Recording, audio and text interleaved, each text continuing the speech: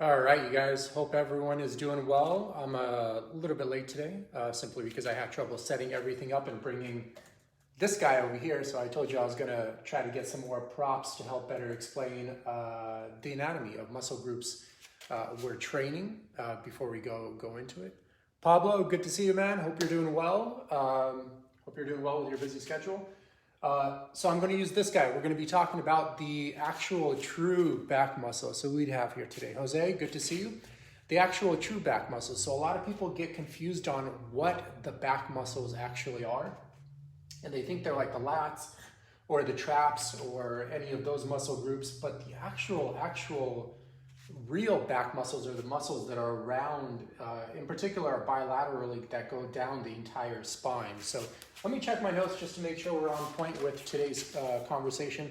I always forget to cover like random stuff, so I want to make sure we get everything in today and it's very thorough. So today we're going to be talking about basically the actual true back muscles. And those are the muscles that run bilaterally down the entire spine. A lot of times people are like, they think the real back muscles are like the lats, which are these things on the side, but really they're these guys like down the entire back.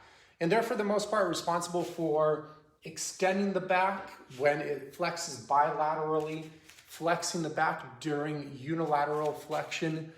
George, good to see you. Flexing the back during unilateral flexion, and most importantly, in my opinion, actually stabilizing the spine as well.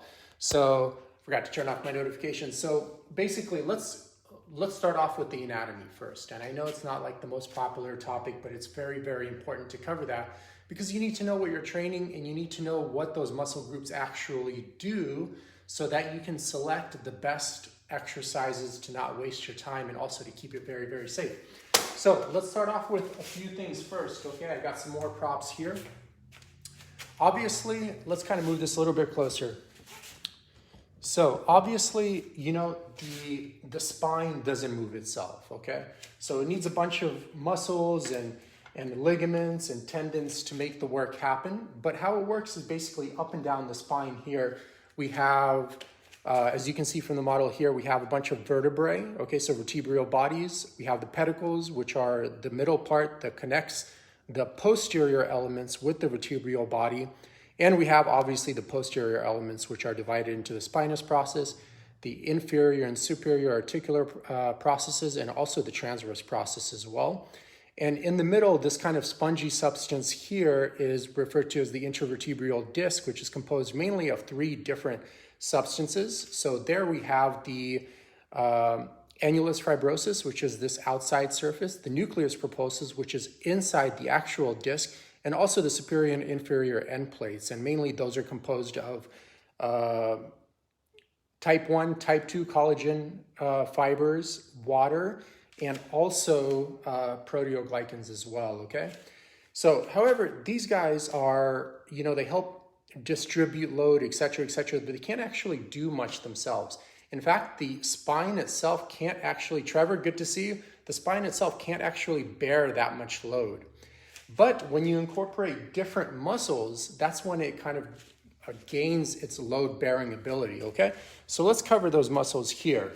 So that's the actual bone aspect of the back.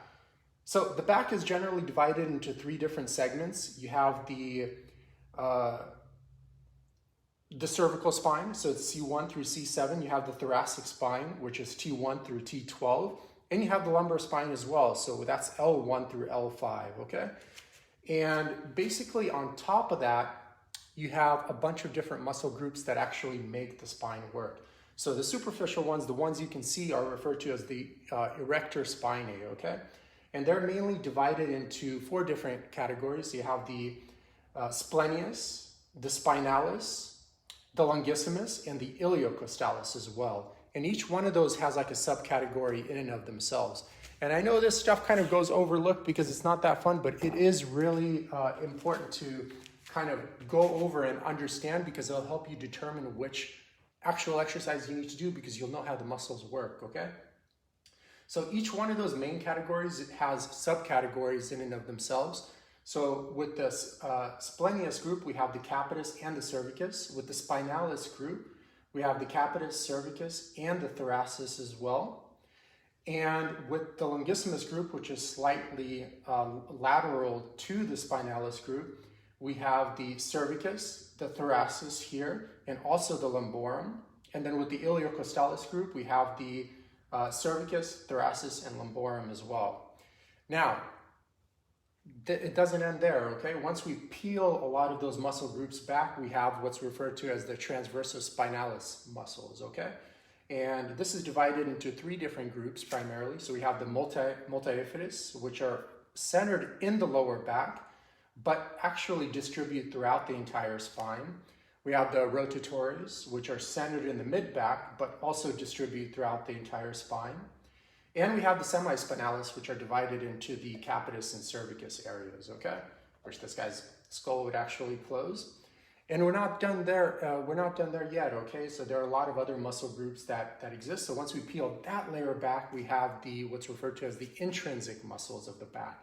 And the intrinsic muscles of the back, we have the levatores costarum, which basically divide itself throughout for the most part, the thoracic spine into the ribs. And then we have the intertransversaries, so they basically connect from transverse process to transverse process, and the interspinalis as well, which connect from this kind of bony-like substance in the back to the one inferiorly to it, or superiorly as well. So as you can see, we have like a lot of different muscle groups going on there, okay?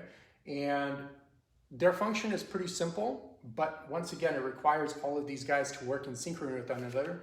Their function is basically to extend the back, to side flex the back, and moreover to stabilize the spine. And when I say back, I'm specifically referring to the actual spine, okay?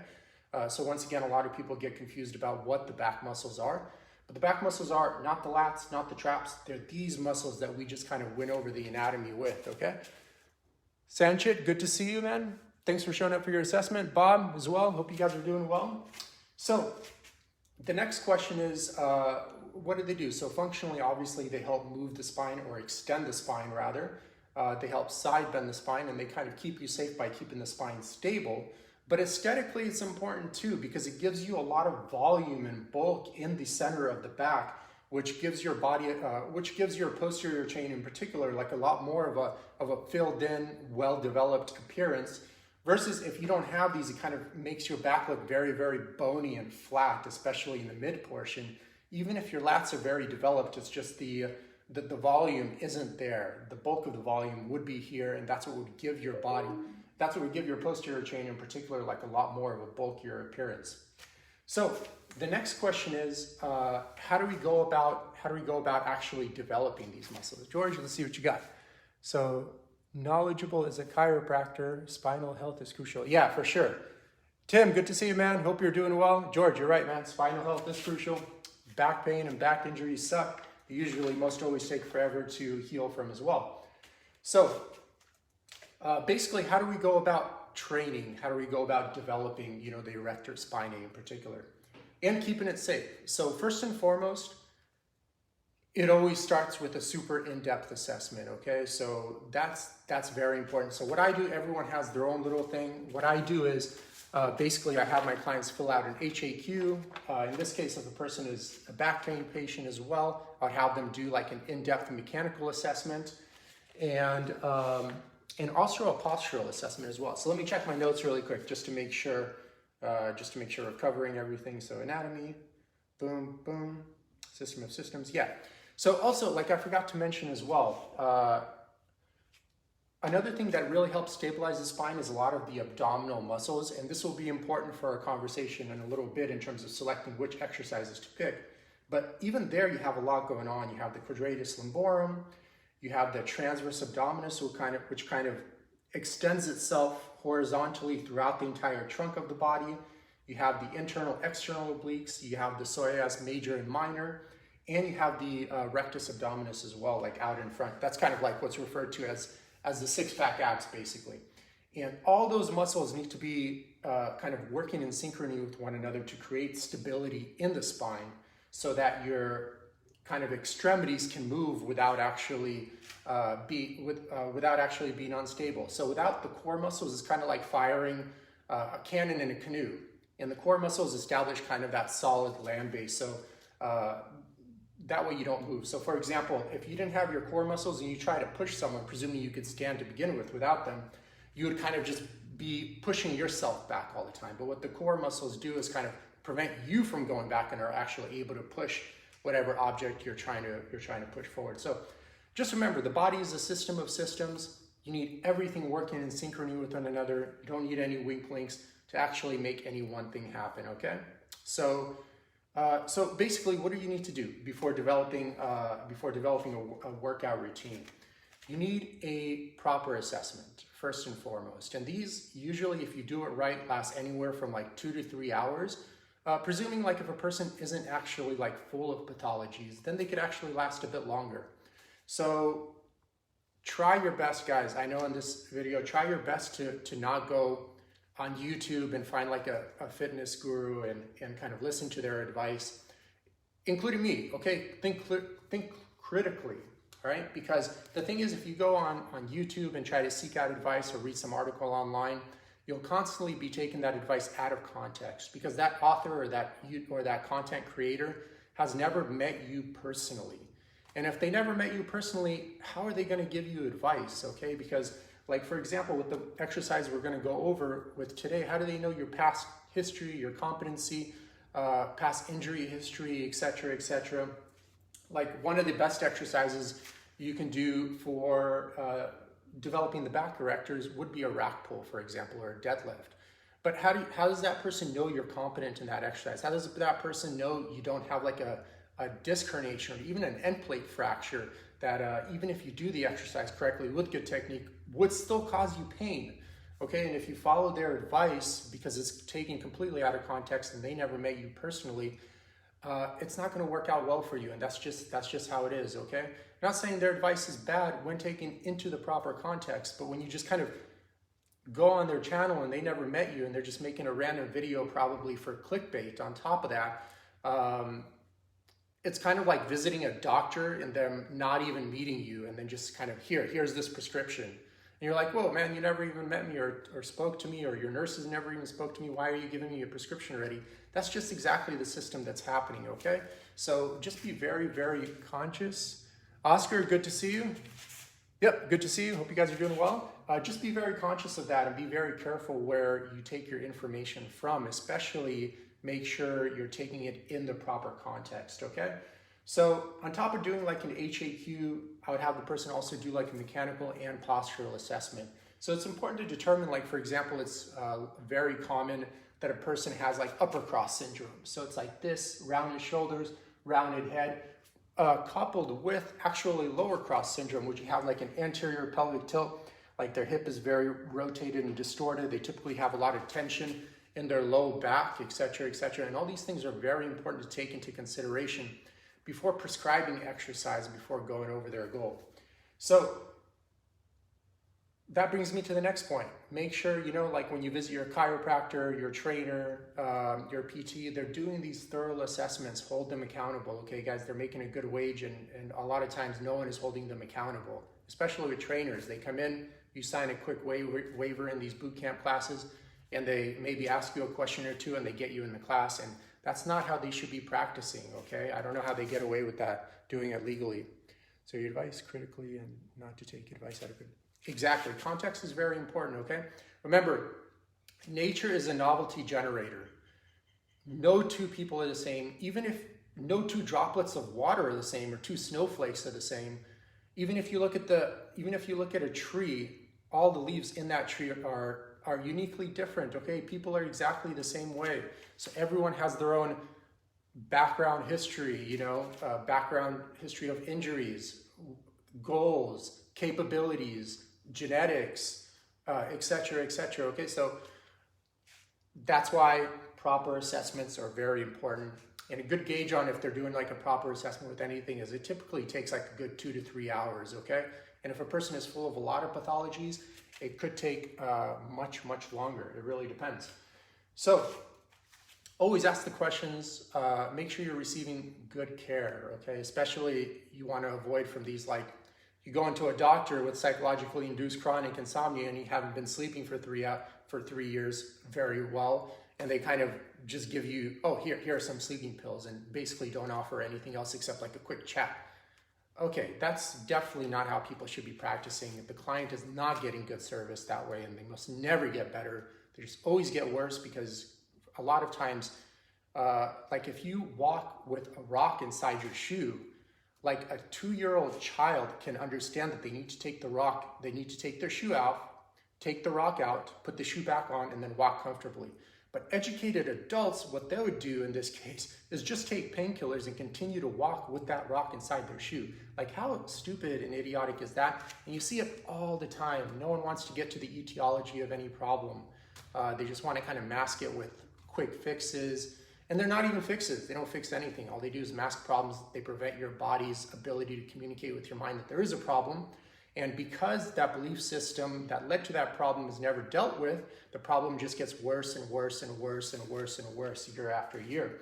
And of course, the doctors and the medical industry and pharmaceutical industry make a lot of money off of you, because they keep you sick. They keep you in that loop of having to go back for treatments, of having to go back for more medication, et cetera, et cetera. So guys, body's a system of systems. Just like with any company, if any one department stops working, the company goes out of business eventually. Even if the janitors stop working, all of a sudden the toilets don't work, the lights don't work, et cetera, et cetera. Give it a few weeks, it'll become not pleasant to work there. Productivity will die down. The company won't be able to keep up in the marketplace, and it'll go out of business. So the body's the same way. You have tremendous amount of systems in the body, and if any one of those systems stops working or stops working optimally, it will pull down all the other systems. And if that continues long enough, obviously a life of obesity, disease, and misery awaits. And if you go step outside, thank you.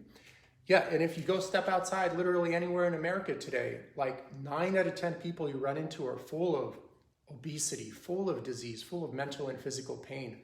So that symptom management model needs to be questioned, okay? There needs to be a better system in place to get to the etiology of problems and dealt with at that level. And it requires a lot of personal responsibility too. It's not just your doctor's responsibility, it's your responsibility.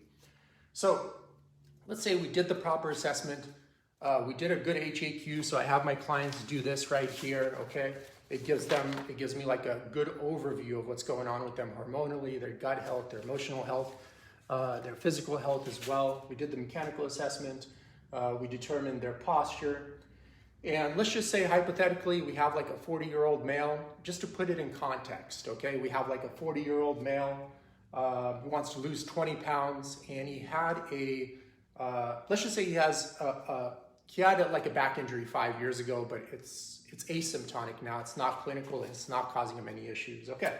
So, and let's just say he also wants to develop those spinal erector muscles. All right, so through the mechanical assessment, we were able to determine that he had, a history of, let's say, like a posterior lateral disc bulge on the left side of the L4 and L5, which is very common, very, very common for people to injure that disc. And also, let's just say also because he lifted weights before a lot in high school and college, he also had an end plate fracture, which results, remember the end plate, let me see here, give me a second. The end plate, for example, sits on top and below the disc. And a lot of times when people lift a lot of weight, especially when they lift very heavy weight, it puts a lot of axial loading on the spine. And the spine, the vertebral body distributes load through the discs, and oftentimes, and the discs help distribute load to the next vertebral body, etc. But if the pressure is too high and there's not enough biological adaptation, what ends up happening is the end plate, which is on top, in this case, of the vertebral body, this would be the L1, so L1 disc, it breaks, it cracks, and the nucleus pulposus goes into the actual vertebral body, creating a Schmoll's node. It's kind of like an indent or like a crater in the actual bone of the vertebral body, which isn't like a solid mass. It actually has a bunch of horizontal and vertical trabecules, and they're basically like pillars of bone with blood in between those bones, and it goes into that, which basically says that the person is compression intolerant, okay? Meaning like, even if I have this person do exercise properly, but it requires a decent amount of compression in the core to help stabilize the spine, it will cause this person pain because he's compression intolerant through that end plate fracture, for example. So a lot of times people are like, oh, you just need to do the exercise correctly. But in this case, even doing the exercise correctly would cause this person pain, okay? So putting that aside, let's go over what exercises you can do, okay, to actually develop the erector spinae muscles, these huge muscles that run down the entire spine bilaterally. There are a couple of different ones. So the first and foremost, deadlifts are awesome, rack pulls are awesome, barbell bent over rows are awesome, and one of my favorite ones that's not as intrusive is the dead bug. Sorry, not the dead bug, the bird dog, okay? And we'll go over those a little bit too. We went over rack pulls extensively in a previous video, so I won't go over that here. But you see, this person is 40 years old. Let's just say they're an office worker and sitting a lot, and they had that past history with the disc injury, and right now they have actually symptoms from their end plate. So when there's a lot of compressive loading, such as what would happen during a deadlift, it would cause a lot of pain. So in this case, we would actually want that area to gristle over. And it usually takes like 3 to 4 months to do that. And so first and foremost, we would go over a lot of spine hygiene. I'd probably have them do the McGill Big 3 daily, 3 15-minute walks as well, and then some other corrective exercises. And over time, as long as the person isn't kind of quote unquote picking the scab, it will gristle over and give him more freedom to do more exercises without actually having pain or symptoms. The last thing you want is to kind of muscle through back pain because you don't get used to that. So for example, like when you hit your toe on an edge of, let's say like a desk or something, it hurts the first time, but it becomes more sensitized the more times you do it. So the second time it hurts even more, and the third time it's like barely unbearable even if you touch it. It's the same exact thing with basically any bodily injury for the most part, especially disc injuries, which tend to be very sensitive. In this case, it was an end plate injury, but still the same exact concept. If like I was a trainer and I had to force this person to work out through that, that wouldn't be fair for the person. So first you need to heal this person. Once the healing process has begun and concluded, then you can move on to the next step, which is actually having them do exercises. So in this case, since he's an office worker, and he's sitting all day, let's just say even if he walks around sporadically, it's gonna be really bad advice to get this person deadlift off of the ground, especially if he's working out at night after work. So remember, if you're sitting all day, there is literally no amount of yoga, no amount of exercise that will offset the biomechanical damage you do to your body and metabolic damage you do to your body for sitting all day. Sitting is basically the new smoking. If you sit all day and work out, your chances of injury actually increase tremendously because of passive tissue creep. And what passive tissue creep is basically you have, for example, the disc that we talked about. And if you're hunched over all day, of course, there's the disc, but also the passive tissue could include ligaments as well. Not only do the ligaments elongate, but the disc, the nucleus pulposus in the disc kind of starts protruding posteriorly, either to the left or right side, or sometimes medially as well. And then it just takes like a little bit of a slip, a little bit of an incorrect move during the gym workout, and all of a sudden that disc pops and you have a lot of pain. Also, since the ligaments elongate, basically ligaments, what they do is they kind of stop you from going past a certain range of motion. So if the ligaments weren't there, like ligaments and muscles weren't there, for example, one thing you do is just, you keep rotating all the way around if I twist it like this. But the ligaments kind of like as you rotate past a certain point, it kind of pulls you back in. But if you're sitting all day, if you're hunched over, and look, the average person, I mean, they're sitting they get up, they sit on the toilet, then they sit during breakfast, then they sit on the way to work, then they sit at work, then they sit on the way driving home, then they sit at home when they're eating dinner and watching TV, then they lay down. Their ligaments and passive tissues is all out of whack and their biomechanics is all distorted. The psoas is very short in that case, and that creates a ripple effect throughout your whole entire body. And you think you're doing your body a favor by working out, but actually you're doing it a disfavor because your chances of injury have increased through the roof, okay? Not only back, but also neck, shoulder, knee injuries, etc., etc. I always try to get my clients to stop sitting, especially if they want to be on a serious workout routine. There's a lot more that goes into it, obviously, by staying pain-free and injury-free, but that's one of the biggest culprits. I see a lot of people, they're like, oh, but you know, I'm working out and this guy at work doesn't work out at all and he's so overweight and he never has any injuries, but I'm working out all the time and I have all these injuries. And the reason for that is you can't combine sitting all day with a lot of physical activity. Your injuries go through the roof. And then sometimes you get people who are like, oh, well, I get up and walk around 10 minutes every 3 hours. That's not enough, okay? Sitting all day really messes you up. So one thing I do personally, I don't do a lot of computer work to begin with, but when I do computer work, sometimes I kind of mitigate the stresses throughout my body. So I stand, you know, for like an hour. I sit with a back support for an hour with a slight recline. Then maybe I kneel down, you know, and type that way on my knees. Then I go for a walk. I'm constantly moving around and mitigating that stress throughout my body.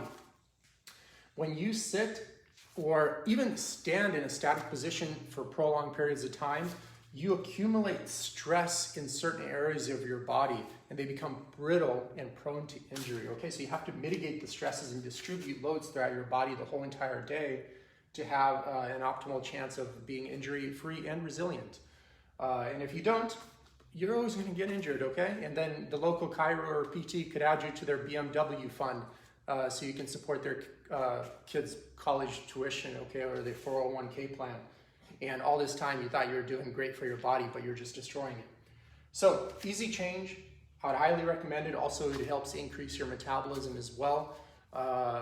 You know, if you're sitting, especially if you're sitting and doing computer work, it kind of puts your body in this hypnotic state where your metabolism actually starts operating below its base metabolic rate. A lot of people think base metabolic rate is just the bare minimum, but you could also go into this kind of hypnotic trance-like state, you know, where you almost blank out and you're doing computer work unconsciously, and your organs, your visceral tissue actually start operating at even a lower level, which requires less calories, and thus your base metabolism goes down even lower. So, I mean, there's so many benefits. We can do a whole entire video just on this alone, but I hope you're understanding my point. So with this person, let's say they're healed. Now we gotta get him back on point. He's an office worker. I don't want him doing deadlifts off the ground. Not only is this not necessary to accomplish literally any of his goals, the risk to reward ratio is ridiculous. And in fact, McGill's work tested, Lisa, good to see you. Yep, thank you. McGill's work tested a lot of hockey players, and their strength and conditioning coach had them start doing deadlifts off the ground. There's literally in this study, minimal to no performance increase. But what was noticeable is back injuries, especially in the L4 and L5 disc, went through the roof, okay? It's not necessary, especially with hockey players that don't squat any lower than this. Why would they need to be deadlifting off the ground? So you need to determine what is the bare minimum this person can do to get the maximum return with the bare amount of wear and tear on the body. And in this case, since he's an office worker and he doesn't want to develop those erectors, I would just rather have him do rack pulls. And we did another video on this. Rack pulls is where you're inside of a squat rack. You have the bar basically, in this case, since he's kind of a newbie, I'll start like above knee level. And then as he progresses and gets better, you can go to knee level and then below knee level. But I would never have this person do it off of the ground. It's not necessary. There's a lot of risk. This person can accomplish his weight of improving his body aesthetically and losing that 20 pounds without doing that. So why do it? Why take the risk? It doesn't make any sense. So you can see if you're like a typical kind of sheepy person, you can go online and this person's saying do deadlifts off the ground, but you can see where this average person, it's totally not suitable for him. And I would say it's not suitable for most people, especially because they don't have the competency to even do that lift correctly, which requires a tremendous amount of training. In the Soviet Union, lifters and Olympic lifters would spend years just lifting basically a weight of a broom off the ground or doing that with a snatch before they even move on to like a unweighted barbell. And here in CrossFit classes, you have 10-minute instruction through some cheesy trainer and they're ready to go. Meanwhile, this office worker has an end plate fracture, a history of a posterior lateral disc bulge to the left side, is 20 pounds overweight and sits all day. That makes no sense whatsoever, okay? Demand better service when you see that happening. So basically I would start him off with rack pulls if it's necessary to accomplish his goal. In this case, I mean, it's not, but since he wants to do it, we'll start him off with rack pulls on above the knee. But before we do that, this person also has to have a tremendous amount of understanding and good core development. Because if this person doesn't know how to core brace, okay, doesn't know how to actually sync all his core muscles, like for example, his rectus abdominis, internal, external oblique, quadratus lumborum, etc., into a unified, into a synchronized unit that creates that spine stability, what's going to happen is he's going to get micro movements during the lift, especially lifts like rack pulls. You'll get a lot of, and when those micro movements happen under load, that's when wear and tear on the discs, the end plates, etc., or the discs in particular happen. Okay. And the micro movements are, you see this very often, like for example with deadlifts. Let me move this guy to the side a little bit. With deadlifts, let's say a person is deadlifting off of the ground and you see this. So I'm going to go like this with my back, and they kind of go here and then, whoa, you know, they kind of do that bend with the back. So that's an example of a micro movement. With squatting, you see people very often bragging about their squats online. They're doing their back squats, and you see them, they're doing their back squats, and they go like this, and they have this hip shift. They're like, whoa, yeah, I put up 315, but hey, congratulations, you're having all those micro movements, and sure, you put up 315, but the technique is so poor, and it's causing that damage throughout your entire back, and setting up those poor engrams, because your body remembers its last 1 or 2 reps more so than it actually remembers its first like 80% of the reps, etc.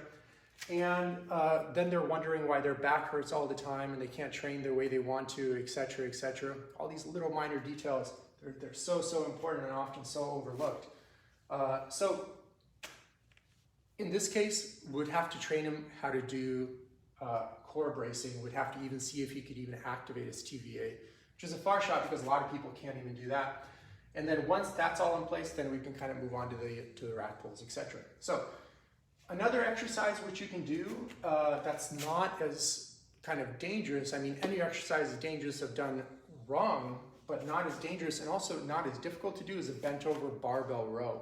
So the bar's over there, it's going to be too cumbersome to go. So let's say we have like a pronated grip with a bent over barbell row. Here, you're simply here and you're rowing here. You can do pronated, you can do supinated, you can even do a neutral grip if you have one of those bars, or even with dumbbells as well. All of those work great at creating density in the erector spinae group here. The main thing here too, what a lot of people lose, like I'm going to go over the details of a bent over barbell row. It looks very simple, but it's not. There's a lot of little technical details that go into it. So first and foremost, you want to, in any lift, you want to basically treat your body as one synchronized unit of muscle. Remember, every muscle has an effect on every other muscle in some way or another in your body. Your body doesn't function in isolated ways. Like basically, first and foremost, you need your core to do everything. If your core shuts off, you'll be like even if you're at your desk, you'll be slouched over at your desk, not able to move, basically paralyzed for the most part, okay? So that's the base of your movement, but everything has an effect. Like if you kind of mess up your calves, or your calves become tight, for example, or tighten your hamstrings, tighten your glutes, tighten your back, and it kind of goes up the entire chain, which creates tightness in the neck and could cause migraines and headaches, which you see often with women wearing high heels, for example. So everything is interconnected. See that. See the body as a system of systems, not isolated groups. And if any one system is messed up, so in this case, if any one system is not working in synchrony with the entire body, you have what's referred to as weak links. So if you're doing, for example, a lot of leg presses, sure, your quads will develop a decent amount, possibly your hamstrings a little bit as well, and a little teeny bit of your glutes. But what's happening is you're developing your legs in isolation of your TVA, your transverse abdominis, and the rest of your core muscles. So these guys are really strong now, but these guys are really weak now. So when you go actually to do a barbell back squat, there's a huge discrepancy. All of a sudden the weight seems very light for your legs, but it's actually extremely taxing on your core, and you kind of neurologically mess yourself up as well, because now your body's actually used to just flexing its legs in absence of its TVA and its inner unit muscles, which are the transverse abdominis, multi-inferi, pelvic floor muscles, and to a smaller extent also the lats, external obliques as well. I'm sure I missed one or two, but I'm just kind of going on the fly here. So you want to make sure you're kind of neurologically developing your body so it works as one synchronized unit, okay? So here what I'm doing is, it looks like I'm doing a bent over barbell row, but really what I'm doing is I'm synchronizing my glutes with my core, keeping my shoulders down and back, so I'm engaging actually my lats, my obliques as well, which helps stabilize my core and my pelvis.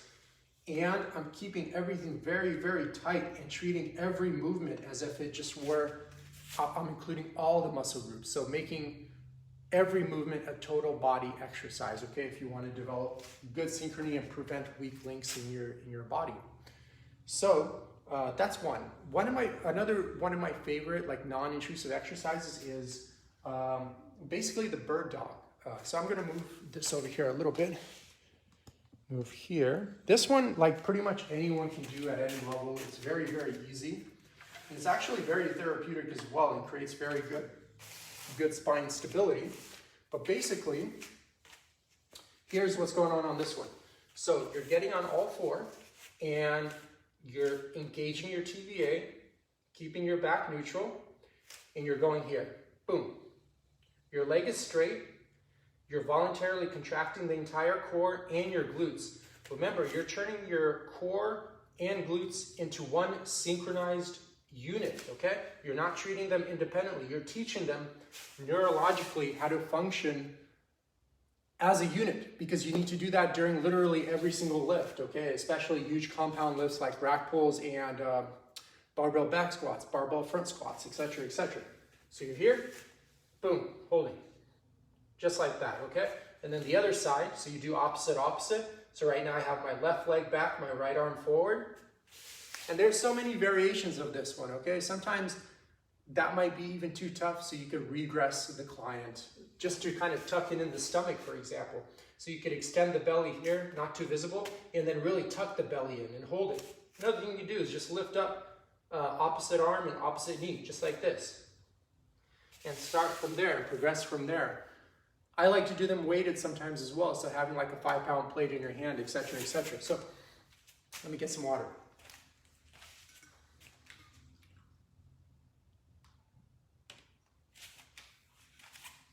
So does anyone have any questions so far? I'm kind of blabbering on here. Anyone have any questions so far? Tim, hope you're doing well. Bob, let me see what you say. Yep. Okay. All right, guys. So those are the 3 exercises that are great for developing the spine erectors. You have the rack pulls, you have the bent over rows, and you have the bird dog. There are obviously a million variations of all those exercises, okay? You have different types of grips, different heights, different types of weights, different types of tempos, different types of intensity, etc., etc. But those are the ones. Okay? So, have a good weekend, guys. Stay safe. Good to see all of you guys, okay? Take care.